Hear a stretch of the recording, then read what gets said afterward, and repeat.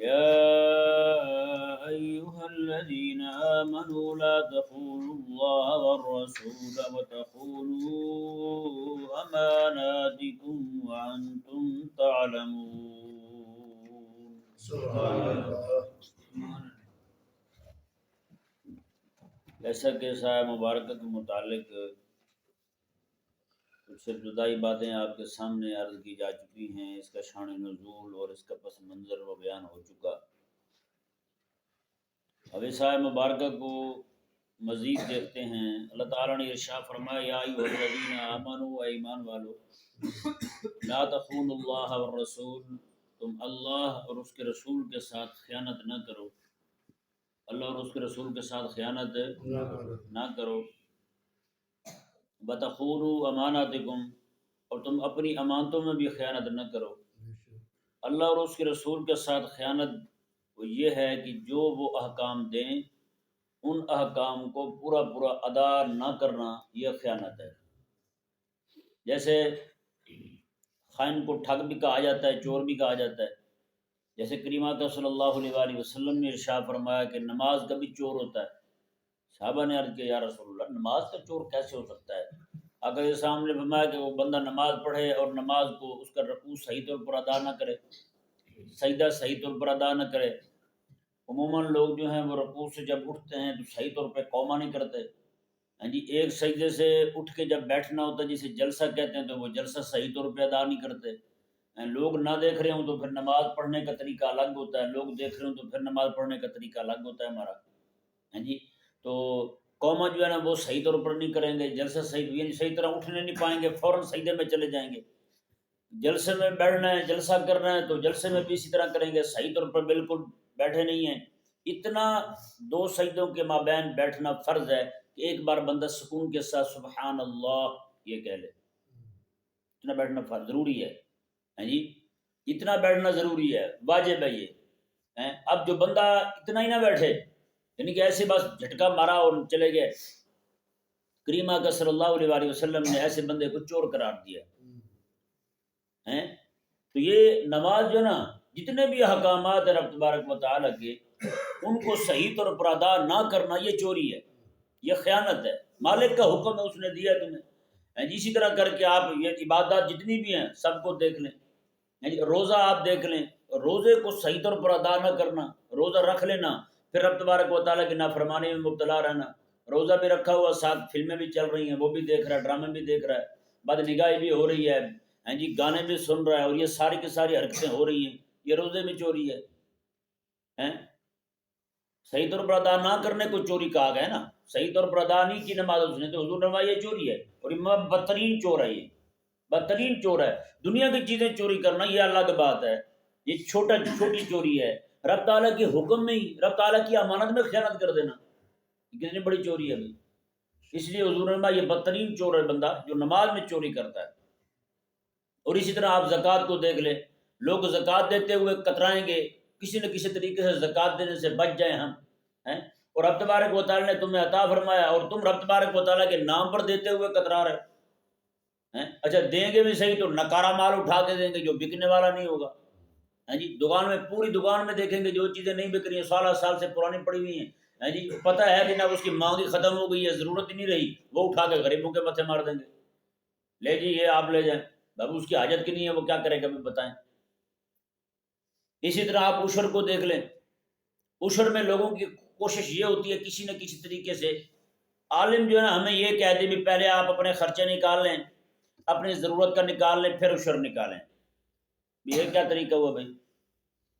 جی جتنی آمدن آئی ہے نا، جو کچھ بھی آپ کو اناج حاصل ہوا، پھل حاصل ہوئے، جو بھی حاصل ہوا، جی وہ سارے کا سارا نکال کے سب سے پہلے اللہ تعالیٰ کا حق نکالنا ہے، اس کے بعد باقی خرچے دیکھنے ہیں، باقی ساری چیزیں دیکھنے ہیں. گندم میں تو تھریشر کا بعد میں دیکھنا ہے، کٹائی والوں کا بعد میں دیکھنا ہے، جی اٹھانے والوں کا، لانے والوں کا، پہنچانے والوں کا، سب کا خرچہ بعد میں دیکھنا ہے. جی زمین ٹھیکے پہ لیے تو اس کا ٹھیکہ بعد میں دیکھنا ہے، پہلے رب تبارک و تعالیٰ کے نام کا جو عشر ہے نا وہ نکالنا ہے. ہمارے یہاں نہیں ہوتا یہ. ہمارے تو بہت بڑے لوگ، بہت سارے لوگ جو ہیں ان کو تو عشر کا پتہ نہیں ہے. جی نعوذ باللہ من ذالک. یہاں بھی آپ کے کھیت میں شہد لگ گیا نا جی، شہد لگ گیا، اس کا بھی عشر بنتا ہے، بتائیں، شہد کا بھی عشر بنتا ہے۔ ہم نے جب سیکھا ہی نہیں ہے تو دینا کہاں ہے بھائی، پوچھا نہیں ہے تو دینا کہاں ہے ہم نے؟ اور جن کو پتہ ہے تو وہ بالکل دیکھیں گے، وہ بالکل نکارا شہد جو ہے نا وہ اٹھا کر کے دیں گے، اور وہ بھی احسان سمجھ کے دیں گے، اگلے پہ احسان کر رہے ہیں۔ نہیں، اللہ اگر ہم سے اللہ تبارک و تعالیٰ دین کی خدمت لے رہا ہے نا، اگر میرے پیسے 4 دین پر لگ رہے ہیں تو جس بندے کو میں دے رہا ہوں اس کو حقیر کبھی نہ سمجھوں۔ آج یہ ہمارے جو نام نہاد قسم کے لوگ ہیں نا، جن کے پاس 4 پیسے آ گئے تو وہ جس کو دے رہے ہیں نا کہ آپ یہ دین پہ خرچ کر دیں، اس کو اس پر احسان سمجھ رہے ہوتے ہیں، یہ سمجھ رہے ہیں کہ اس پر ہمارا احسان ہے کہ ہم نے اس کو پیسے دیے ہیں تو اس کی روٹی چل رہی ہے۔ نہ بھائی نا، امام زین العابدین رضی اللہ تعالیٰ عنہ آپ جب بھی کسی کو کچھ دیتے نا توڑے بھر بھر کر دیتے۔ امام زین العابدین، امام حسین رضی اللہ عنہ کے شہزادے، توڑا، ایک خادم آپ کے وہ فرماتے ہیں ایک بندے کو آپ نے دیا، وہ توڑا بھر کے جا رہا ہے کندھے پہ رکھ کے، آپ جو ہے نا ہاتھ اٹھا دیا آپ نے، اب یا اللہ اس بندے کو برکت دے، یہ میرا آخرت کا سامان اٹھا کے جا رہا ہے بندہ، بڑا احسان ہے اس کا مجھ پر، میری آخرت کا وزن اٹھا کے جا رہا ہے، میری آخرت کی نیکیاں جمع کر کے جا رہا ہے، اپنے کندھے پہ اٹھا کے جا رہا ہے۔ بتائیں آج ہمارے ہاں کیا ہوتا ہے، ہم تو حقیر اور ذلیل سمجھتے ہیں، جس کو خدمت دین کے لیے 4 پیسے دے دیں ہم کہتے ہیں یہ تو بھائی ہمارا ہے۔ نعوذ باللہ، آپ کو حیرانگی ہوگی، ایک جگہ ہم بیٹھے ہوئے تھے، ایک بندہ ایسا ہی تھا، وہ 4 پیسے تھے اس کے پاس، تو ایک مولوی صاحب تھے، میں نے کہا یار یہ کہیں یہ نہ ہو کہ ناراض ہو جائیں، مجھے اس نے کہا کہ آپ نکاح پڑھائیں، میں نے کہا یار یہ آپ کے تعلق والے ہیں، کہیں یہ ناراض ہی نہ ہو جائیں، وہ کہتا نہیں جی اپنا پالتو ہے۔ بتائیں، اب وہ امام بھی ہے اس کے پیچھے نمازیں بھی پڑھتا ہے، اور لفظ کیا استعمال کر رہا ہے، پالتو ہے۔ آپ کو پتہ ہے یہ پالتو کا لفظ کس کے لیے استعمال ہوتا ہے ہمارے یہاں؟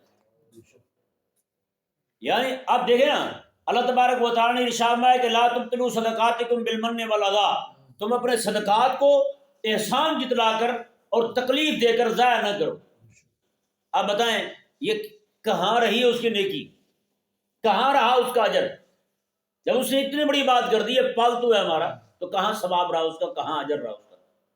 اچھا جو کچھ بھی تو اسے دے رہا تھا اس کی ذات کے لیے دے رہا تھا، اگر اس کی ذات کے لیے بھی دے رہا تھا تو کس لیے دے رہا تھا؟ اس کی دین کی خدمت کی وجہ سے دے رہا تھا، تو نے تو بھئی اپنے لیے اپنا راستہ صاف کیا ہے، تو نے تو اپنے آپ پر احسان کیا، اس پہ احسان تھوڑا کیا ہے۔ تو پھر اس طرح کی حرکتیں کرنی، یہ بھی چیزیں جو ہے نا، یہ بھی اللہ تبارک و تعالیٰ کی امانت میں خیانت ہے۔ دیا رب کے لیے ہے اور بدلہ اس سے لے رہے ہیں، اس کو ذلیل کر کے، اس کو رسوا کر کے۔ تو یہ اللہ تبارک و تعالیٰ کی امانت میں خیانت جو ہے نا، یہ بہت ہی کبیش ہے، سب سے بڑی چوری، سب سے بدترین چوری اسی کو کہا گیا ہے جی۔ اور آپ اسی طرح زکوٰۃ کو دیکھ لیں، زکوٰۃ جو ہے نا دیتے ہوئے بندہ جو ہے نا، قربانی کرنا یہ بڑا آسان لگتا ہے ہمیں، آج قربانی کرنا آسان لگتا ہے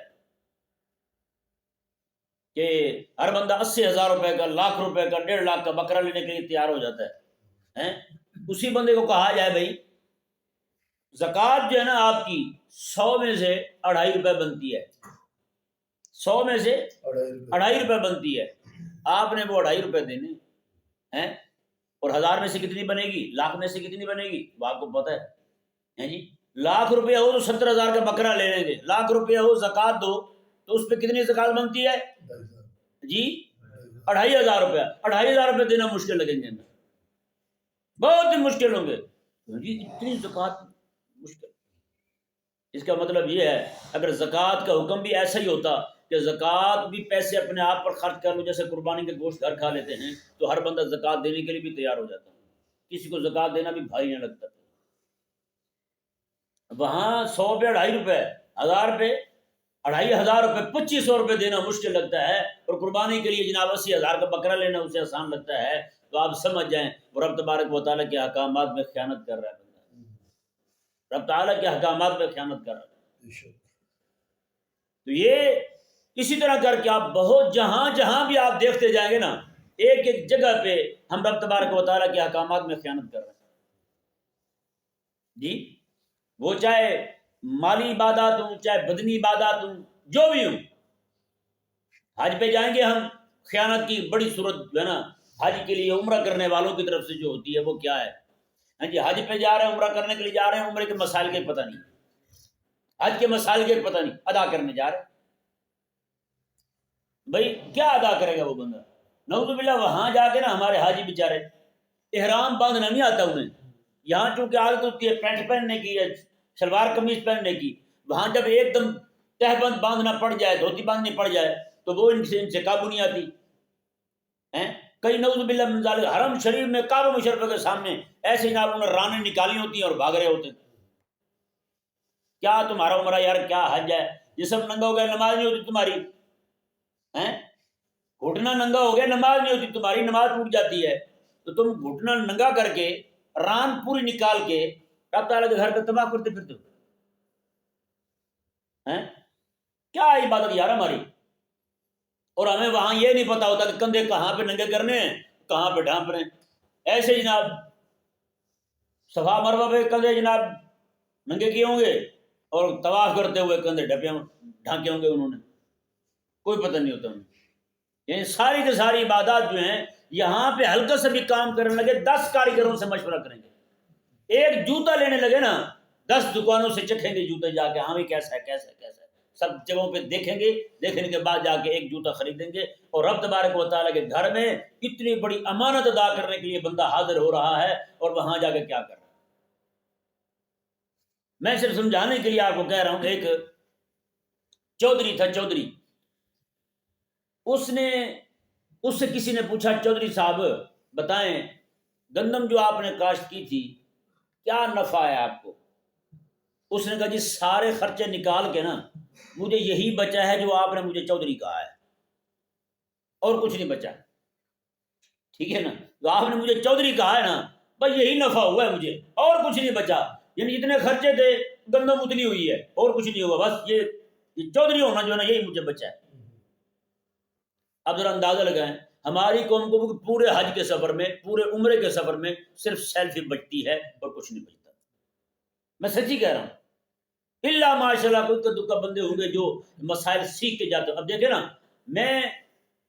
میری عمر 34-35 سال ہوگی، صرف 2 بندے، ایک بندہ یہی محلے کا، اس نے صرف مجھے یہ کہا کہ میں نے جانا ہے فریضہ ادا کرنے کے لیے تو میں آپ کے پاس آؤں گا، لیکن کسی وجہ سے وہ نہ آ سکے مسائل سیکھنے۔ ایک بندہ پچھلی مسجد میں جہاں رہا ہوں وہاں سے ایک بندہ ہے، اس نے پورے مسائل عمرے کے یاد کیے ہوئے تھے، سارے مجھے سنا کے گیا، سارے مسائل سنا کے مجھے گیا، ہاں جی ایسے کرنا ایسے کرنا ایسے کرنا، میں نے کہا بالکل ایسے، سارا کچھ یاد تھا اسے، بس کچھ چیزیں میں نے اسے بتائیں۔ اس کے علاوہ میرے پاس کوئی بندہ نہیں آیا جس نے آ کر کے پوچھا ہو، ہاں وہیں پہ پھنسے ہوں گے، فون کریں گے ہاں جی ہم نے یہ کر دی ہے اب کیا کریں، جی وہیں پہ پھنسے ہوں گے، وہاں پہ فون کر رہے ہوں گے ہاں جی ہم نے یہ کر دیا اب کیا کریں۔ تو خدا کے بندے یہی پہلے سیکھ کے جاتے ہیں جی، کیونکہ بندہ جب بالغ ہوتا ہے نا، جیسے نماز فرض ہوئی اس پر، نماز کے مسائل سیکھنے بھی فرض ہوتا ہے۔ بندہ بالغ ہوا، نکاح کرنے کے لیے تیار ہوا تو نکاح کرنا جیسے اس پہ لازم ہوا، نکاح کے مسائل سیکھنے بھی لازم ہو گئے۔ حج کرنے کے لیے جانے لگا، حج فرض ہوا، حج کے مسائل سیکھنے بھی فرض ہو گئے اس پر، ہے جی۔ عمرہ کے لیے جانے لگا ہے، عمرہ کے مسائل سیکھنے بھی لازم ہے اس بندے پر۔ یار باقی سب مسائل میں، سب باتوں میں ہماری آنکھیں چار ہیں۔ جب رب تبارک و تعالیٰ کے دین کی بات آتی ہے تو ہمارے ذہن میں یہ بیٹھ گیا دین بڑا ہی آسان ہے، یعنی جو مرضی کرتے پھریں، رب کی مانے نہ مانے، رب تعالیٰ کی نافرمانی کریں، کچھ بھی نہیں ہوتا۔ اگر کچھ بھی نہیں ہوتا تو رب نے یہ کیوں فرمایا لا تخونوا اللہ، اللہ اور اس کے رسول کے ساتھ خیانت کبھی بھی نہ کرنا ہے۔ تو اماناتکم، امانتوں میں خیانت نہ کرنا۔ یہاں تک تو یہ ہو گیا نا کہ رب تعالیٰ کے احکامات میں خیانت، رسول اللہ علیہ السلام کے احکامات میں خیانت۔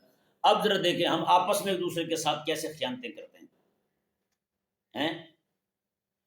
آپس میں ایک دوسرے کے ساتھ جو خیانتیں ہوتی ہیں، وہ ایک بندہ جو ہے نا وہ کسی سے پیسے اینٹ لیتا ہے زیادہ، اب اسے پتہ نہیں ہوتا کہ جناب اس دنیا میں اکیلا میں ہی چور ہوں، اسے نہیں پتا کہ اس سے بڑے بڑے کاریگر بھی یہاں موجود ہیں۔ اگر وہ کسی سے پیسے اینٹے گا تو کوئی نہ کوئی آ جائے گا اس سے بھی اینٹ لے گا، ہے یا نہیں؟ جیسے ایک بندہ جو ہے نا، اس نے کسی کا گھوڑا چوری کر لیا۔ کیا چوری کیا؟ گھوڑا چوری کیا۔ اس نے چوری کر کے جانے لگا تو راستے میں ایک بندہ ملا، کہنے لگا یار گھوڑا بیچنا ہے۔ اس نے دل میں سوچا بیچ دوں یار، ابھی چوری کیا ہے، بیچ دیتا ہوں، نہ پکڑے جانے کا ڈر ہوگا نہ کوئی اور مسئلہ ہوگا، اس کو دے دیتا ہوں، پیسے لے کے میں نکل جاتا ہوں، پیسے کس نے چیک کرنے ہیں میرے سے؟ اس نے کہا ہاں یار بیچنا ہے۔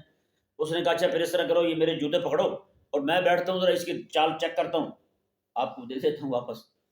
اس نے جوتے پکڑائے اسے اور بیٹھا اور ایڑ لگائی اور بھگا کے لے گیا۔ اب یہ دیکھتا رہا، انتظار کرتا رہا، وہ واپس ہی نہیں آیا۔ ایک بندے نے دیکھا، اس نے کہا چلو جی صاحب آپ کے پاس تو گھوڑا تھا، وہ کہاں گیا؟ انہوں نے کہا بیچ دیا ہے۔ اس نے کہا کتنے کا؟ اس نے کہا جتنے کا لیا تھا۔ اس نے کہا پھر کوئی نفع نہیں ہوا؟ اس نے کہا یہ جوتے بچے ہیں مجھے، بس اور کچھ نہیں بچا مجھے، یہ صرف جوتے بچے ہیں بھی، اور کچھ نہیں بچا مجھے۔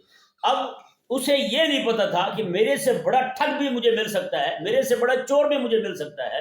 اب آپ اپنے معاشرے میں دیکھ لیں، ایک بندہ جو ہے نا وہ ٹھگیاں کر کر کے پیسے کماتا ہے، ہاں جی، وہی بندہ جب ڈاکٹر کے پاس جاتا ہے تو ڈاکٹر جو ہے نا سب سے پہلے وہ کیا کرے گا؟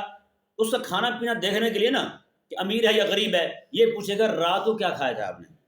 وہ کہنا بکرے کا گوشت کھایا تھا، کہتا ہاں نکالتا ہوں تیرا گوشت سارا دن، ہے جی۔ وہ پھر دوائیاں بھی اسی طرح کی لکھتا ہے اس کے لیے، ہے جی۔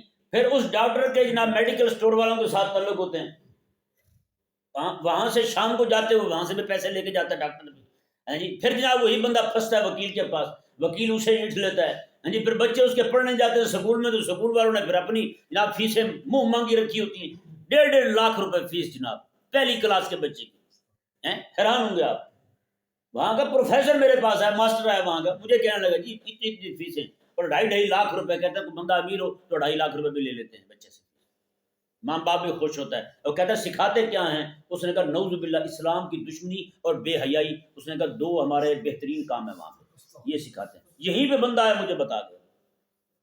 بے حیائی سکھانی ہے بچوں کو، چھوٹے چھوٹے بچوں کو سکھانی بے حیائی، یعنی ان کے اندر سے حیا ختم کرنی ہے۔ ان کا یہ ٹارگیٹ ہے، ہمیں یہ دیا گیا، ہمیں بتایا گیا، سکھایا گیا ہمیں، یہ تم نے کرنا ہی کرنا ہے۔ اور دوسرا جو ہے وہ اسلام کی اہمیت وہ دل سے نکالنی ہے، اسلام کا ادب احترام جو ہے نا دل سے وہ ختم کرنا ہے۔ یہ 2 کام پورے پاکستان میں یہی ہو رہا ہے، بلکہ پوری دنیا میں یہی ہو رہا ہے جی۔ کافر تو کافر کر رہے ہیں، اپنے نام یاد مسلمان کر رہے ہیں جی۔ تو یہ پھر ٹھگ جو ہے نا اس کو پھر آگے مزید ٹھگ ملتے ہیں، وہ پھر اس سے اینٹ لیتے ہیں، پیسے نکل جاتے ہیں اس کے۔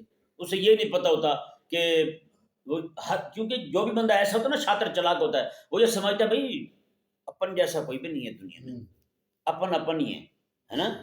ہاں اس سے کوئی اور ملتا ہے آگے پھر تو وہ کہتا ہے ہاں بھی بتا۔ مولانا روم رحمہ اللہ نے بڑی زبردست ایک حکایت لکھی ہے، یہ بہت ہی یہ سمجھنے والی بات ہے۔ آپ آتے ہیں کہ ایک پولیس والا تھا، وہ پولیس والے آپ کو پتہ بڑے استاد ہوتے ہیں، وہ پیسے جیسے لوگوں سے لیتا تھا، کیسے نیچتا تھا، سب پتہ تھا اسے۔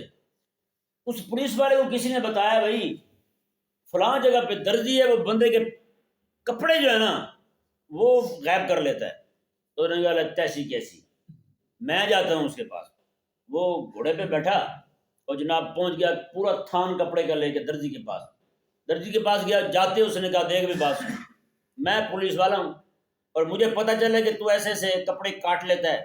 اس نے کہا جی دیکھیں بات سن، لوگوں کے ساتھ تو ہمارے معاملات جو بھی ہوں، لیکن آپ جو ہے نا آپ تو ہماری خدمت کرتے ہیں، آپ کے ساتھ ہم ایسا کیوں کریں گے؟ بالکل ایسا نہیں کریں گے، چلیں جی۔ اس نے بیٹھے بیٹھے درزی نے ایک لطیفہ سنایا پولیس والے کو، پولیس والا ہنستا ہنستا ایسے نیچے گرا، اس نے کوئی 4-5 گز کپڑا کاٹا اور پیچھے پھینک دیا۔ جب وہ بالکل ہنسی اس کی پچھلی غائب ہوئی نا، نارمل ہوا، کہنے لگا یار درزی ایک لطیفہ اور سنا۔ اس نے ایک لطیفہ اور سنا دیا۔ وہ جب ہنس ہنس سے نیچے ہوا اس نے پھر کپڑا کاٹا اور پیچھے پھینک دیا۔ تیسری بار کہنے لگا اور لطیفہ سنا۔ اس نے کہا لطیفہ تو سنا دوں لیکن تیری جو اوپر والی صدری ہے نا یہ چھوٹی ہو جائے گی۔ صدری سلوانے گیا تھا نا اس کے پاس، اس نے کہا صدری سیدھے مجھے، اس نے کہا یہ چھوٹی ہو جائے گی، لطیفہ تو میں سنا دوں۔ اب سمجھ اسے نہیں آئی کہ کیا کہنا چاہ رہا ہے وہ، ہے جی۔ اب وہاں سے باہر نکلا، وہ جس گھوڑے پہ گیا تھا وہ گھوڑا غائب، پورے تھان میں سے ایک صدری سلائی کی اس نے، باہر نکلا گھوڑا غائب۔ اب وہ چلتا چلتا جناب گیا، ایک بندہ کنویں کے پاس کھڑا رو رہا ہے۔ اس نے کہا خیر تو ہے، کیوں رو رہا ہے؟ اس نے کہا یار ایسے ایسے میرے جو ہے نا اتنے پیسے گر گئے ہیں کنویں میں، پانی نکالنے لگا تھا جیب سے کھسکیں ادھر جا گرے ہیں، اگر میں دیکھ رہا ہوں کوئی بندہ ایسا ہے جو کنویں میں اتر سکتا ہو، پیسے نکال کے مجھے دے دے، جتنے پیسے ہیں نا اس کے آدھے میں اسے دے دوں، 100 روپے ہے تو 50 روپے۔ اس نے دل میں سوچا چلو پیچھے سے اتنی ٹھگی ہوئی ہے، 4 پیسے تو آتے ہیں، ہاں جی، اس نے صدری بھی اتاری اور کپڑے جو پہنے ہوئے تھے وہ بھی اتارے، ایک کندھے پہ جو تہبند رکھی ہوتی چادر رکھتے ہیں وہ باندھی اس نے اور نیچے اتر گیا، واپس آیا نہ جوتا نہ صدری نہ کپڑے، ہر چیز گئی۔ پولیس والا بیچارہ پریشان کہ میں نے کیا کیا بھائی ہیں؟ اس نے کہا کہ یہ سارا کمال جو ہے نا یہ اسی درزی کا ہے، انہوں نے کہا نہ میں لطیفے سنتا اور نہ میرا یہ حال ہوتا۔ معذرت کے ساتھ آج ہماری پوری قوم لطیفوں پہ لگی ہوئی ہے، ہیں جی۔ وہ بلاول جو ہے نا ایک بار اس بیچارے کی ٹنگ پھسل گئی، زبان پھسلی اس کی، اس نے یہ کیا یہ کانپے ٹانگ رہی، پوری قوم اسی کا مذاق، ساری قوم ہنس رہی، اتنے اتنے مسائل سے سب سے توجہ ہٹ گئی، بس جی وہ ہیں۔ ابھی کوئی پٹھان ہے اس نے ایک جملہ بول دیا ہے، وہ جملہ بھی ویسے ہمارے معاشرے میں دیکھا جائے تو انتہائی برا ہے، برے معنوں میں استعمال ہوتا ہے، ٹھیک ہے نا جی۔ اب پوری قوم وہی بول رہی ہے، مولوی ہیں تو وہی بول رہے ہیں، شاعر ہیں تو وہ بول رہے ہیں، ساری کی ساری قوم اسی پہ لگی ہوئی، سارے مذاق اڑا رہے ہیں۔ کوئی جناب سالن پھینک کے جناب وہ اس کا جملہ لگا رہا ہے، کوئی کچھ کہہ رہا ہے، کوئی کچھ کہہ رہا ہے، یار پوری قوم یہی کاموں کے لیے کھڑی ہوئی بس ہیں، اتنے اتنے مسائل، امت مسلمہ جو ہے وہ تباہ ہو رہی اور آپ اس کام میں لگے ہوئے ہیں یار۔ تو مولانا روم رحمہ اللہ نے بتانے کا مقصد یہ تھا، میں کہ اگر تو اینٹنے والا ہے نا تو تجھ سے بڑے بڑے بھی موجود ہیں دنیا میں۔ جیسے ایک عالم سے میں نے حدیث پاک سنی، میں نے ابھی تک نہیں پڑھی، صحابہ کرام علیہ رضوان عرض کرتے یا رسول اللہ صلی اللہ علیہ وسلم قیامت کب آئے گی؟ آقا علیہ الصلوۃ والسلام نے فرمایا کہ جب ہر بندے ٹھگ ہوگا، ہر بندے ٹھگ ہوگا۔ انہوں نے کہا یا رسول اللہ جب ہر بندے ٹھگ ہوگا تو ٹھگے گا کسے پھر ہیں؟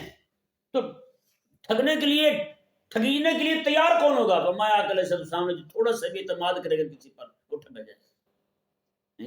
آج آپ دیکھیں کیا حالات ہیں ہمارے، نعوذ باللہ من ذالک۔ یہ خیانت جو ہے نا، خیانت کہیں نہ کہیں سے نکل جاتی، جتنا مرضی بندہ اینٹ لے کسی سے نکل ہی جاتا ہے، ٹھہرتا نہیں ہے اس کے پاس۔ رب تبارک و تعالی نے ارشاد فرمایا، جی دیکھیں آیت مبارکہ، یا ایھا الذین آمنوا لا تخونوا اللہ والرسول وتخونوا اماناتکم، میں کہ ایمان والو اللہ اور اس کے رسول کے ساتھ خیانت نہ کرو، وتخونوا اماناتکم، اور اپنی امانتوں میں بھی خیانت نہ کرو۔ یہ ذہن میں رہے، امام قرطبی فرماتے ہیں اماناتکم کہ اپنی امانتوں میں خیانت نہ کرو، اس سے مراد رب تعالیٰ کے وہ احکامات ہیں جو اس نے مطالبہ کیے کہ یہ تم نے کرنا ہے۔ ہاں امانتوں، رب تمہاری امانتوں سے مراد بھی رب کے وہ احکامات ہیں کیونکہ یہ رب تبارک و تعالیٰ کی امانتیں ہیں تمہارے پاس۔ اسی طرح اہل اللہ بھی امانتیں ہیں اہل ایمان کے پاس، علماء بھی امانتیں ہیں عوام کے پاس۔ یہ اللہ تبارک و تعالیٰ نے اپنا فضل فرمایا ہے، اپنا انعام فرمایا ہے، اب اس کی قدر کرنی، عالم کی، ولی کی، ان کی قدر کرنی ضروری ہے۔ شریعت جو ہے رب تبارک و تعالیٰ کی یہ امانت ہے ہمارے پاس، رب تعالیٰ کا قرآن جو ہے یہ امانت ہے ہمارے پاس، پورا دین، پوری شریعت، رب تعالیٰ کے احکامات، ایک ایک مسئلہ دین شریعت کا یہ امانت ہے ہمارے پاس۔ اور رب نے ارشاد فرمایا وَتَخُونُوا أَمَانَاتِكُمْ، اور تم اپنی امانتوں میں خیانت نہ کرو۔ آگے دیکھیں جی، وَأَنْتُمْ تَعْلَمُونَ، حالانکہ تم تو جانتے ہو، تمہیں تو پتہ ہے کہ خیانت کرنی اچھی نہیں ہے، تو پھر جب عام بندے سے خیانت کرنی اچھی نہیں ہے تو رب تعالیٰ اور اس کے حبیب کے ساتھ خیانت کرنی کیسے اچھی ہو سکتی ہے جی؟ وَاعْلَمُوا أَنَّمَا أَمْوَالُكُمْ وَأَوْلَادُكُمْ فِتْنَةٌ،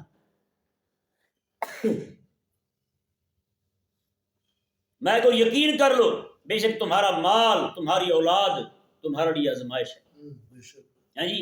یہ اتنی بڑی بات فرمائی رب تبارک و تعالیٰ نے، کیونکہ بندہ جو ہے نا وہ دو ہی چیزوں کی وجہ سے خیانت کرتا ہے، مال کی محبت ہو یا پھر اولاد کی محبت ہو۔ اولاد بنانے کے لیے، اولاد کا مستقبل بنانے کے لیے، اولاد کی گاڑیاں، کوٹھیاں، بنگلے بنانے کے لیے بندہ خیانتیں کرتا ہے، اموال میں خیانت کرتا ہے، لوگوں کے ساتھ ٹھگیاں کرتا ہے، ہاں جی۔ ساری آخرت خراب اسی بات پہ ہو رہی ہے، مال کی محبت جس بندے کو لگ جائے اور بچوں کی فکر لگ جائے، جس بندے فکر جائز حد تک ہونا، یہ اس کی کوئی ممانت نہیں ہے۔ ہاں فکر ایسی لگے کہ بندے کو حرام تک لے جائے، یہ حرام ہے، سمجھ آیا نا؟ ہاں بچوں کی فکر ہو، اتنی فکر ہو، دنیا کی فکر بھی ہو اور ساتھ آخرت کی بھی ہو، زیادہ آخرت کی ہونی چاہیے فکر ہیں۔ ایک عالم سے ان سے کسی نے پوچھا کہ بتائیں کوئی بات سنا دیں، انہوں نے کہا جی سنی سنائی سناؤں یا دیکھی ہوئی سناؤں؟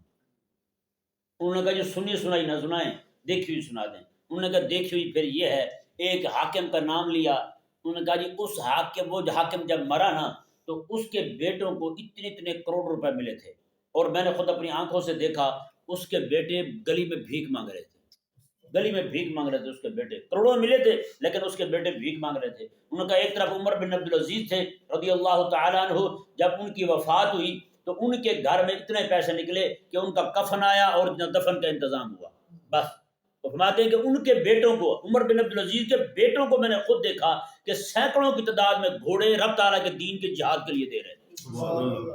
باپ کچھ نہیں دے گیا، باپ آخرت بنانے کی فکر میں رہا تو بیٹوں کو رب تعالیٰ نے مال مال کر دیا. باپ جہاں بیٹوں کی دنیا بنانے کے چکر میں رہا، رب تبارک و تعالیٰ نے اس کے بیٹوں کو بھی کنگال کر دیا. یہ بات پکی ہے. اللہ اکبر. اللہ تبارک و تعالیٰ نے ارشاد فرمایا وَاعْلَمُوا أَنَّمَا أَمْوَالُكُمْ، تمہارا مال، یہ تمہاری اولاد تمہارے لیے آزمائش ہے. یہی چیزیں تمہیں آزمائش میں ڈالتی ہیں. ایمان والو یہ ذہن میں رکھو. وَأَنَّ اللَّهَ عِندَهُ أَجْرٌ عَظِيمٌ، بے شک اللہ کے پاس بہت بڑا اجر ہے. اس کی طرف نہ دیکھو، اللہ کے پاس جو اجر ہے نا اس کی طرف تم دیکھو. اللہ اکبر. رب نے پھر دیا نہیں دیا حضرت عمر بن عبدالعزیز کو اجر یاد.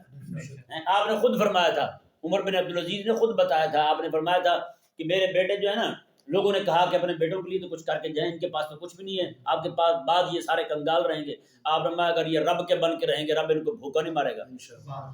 تو میں اگر یہ رب کے نہیں بنیں گے تو مجھے پھر ان کی کیا ضرورت ہے، مجھے بھی کوئی ضرورت نہیں. اللہ تبارک و تعالی سمجھنے کی توفیق.